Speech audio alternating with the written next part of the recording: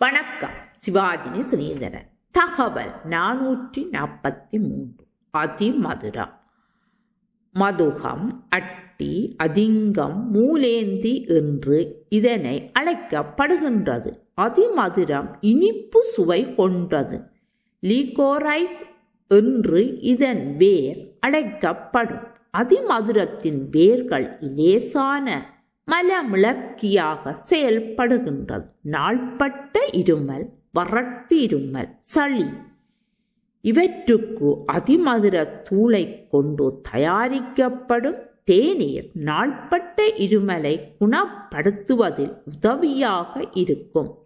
நோய் எதிர்ப்பு சக்தியும் அதிகமாகும். குழந்தைகளின் இருமல் மற்றும் சளிக்கு சிகிச்சை அளிக்க ஒரு டம்ளர் தண்ணீரில் அதிமதுர பொடி, ஒரு தேக்கரண்டி தேன் கலந்து வெதுவெதுப்பான நீரில் அதிமதுரம் சேர்த்து குழந்தைகளுக்கு இந்த இனிப்பு கசாயத்தை கொடுக்கலாம் என கூறப்படுகின்றது. அதிமதுர மூலிகை அலர்ஜி எதிர்ப்பு பண்புகள் கொண்டவை.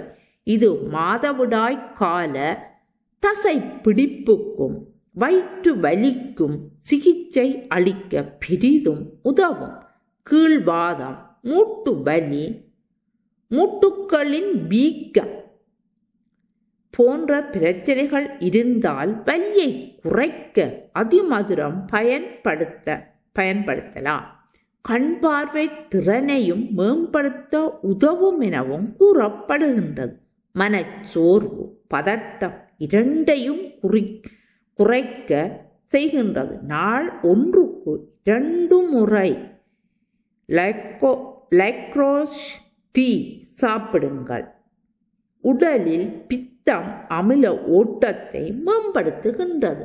காய்ச்சல், தலைவலி வந்தாலும் அதிமதுர தூள் சேர்த்து குடிக்கலாம். நெஞ்சு எரிச்சலுக்கு அதிமதுரம் வேர், துளசி, புதினா இலைகளை கொதிக்க வைத்து ஆயுர்வேத கசாயம் போட்டு குடிக்கலாம். இந்த அதிமதுரத்தை பற்றி நான் அண்மையில் தான் இது பற்றி ஒருவர் சொல்லும்போது கேட்டிருந்தேன். அப்பொழுதுதான் இதை தேடிய போதுதான் இது சம்பந்தமான தகவல்கள் எனக்கு கிடைச்சது. அப்பொழுது நான் இணையத்தில் போய் பார்த்தபோது தான் ஒரு அழகான மரம், அதன் வேர்கள் இருந்து தான் அந்த பட்டை தூள்களாக எடுக்கப்படுகின்றது அதிமதுரம். இதை நீங்களும் இது சம்பந்தமாய் நீங்கள் பயன்படுத்தி கொண்டிருந்தால் கூட உங்களுடைய அனுபவ கருத்துக்களை கூறிக்கொள்ளலாம். ஆயுர்வேத மருத்துவங்கள் எங்களுடைய உணவுகளுக்கு கூட மிக மிக தேவையான ஒன்றாக அமைகின்றது. அதே நேரம் பக்க விளைவுகள் இல்லாத ஒரு பக்கத்துணையான பொருட்களாக கூட இவை இருக்கின்றன. புதுசாகத்தான் நன்றுதான் இந்த அழகான இந்த மரத்தையும் இதனுடைய பட்டை வேர்களை இணையத்தின் ஊடாக பார்த்தேன்.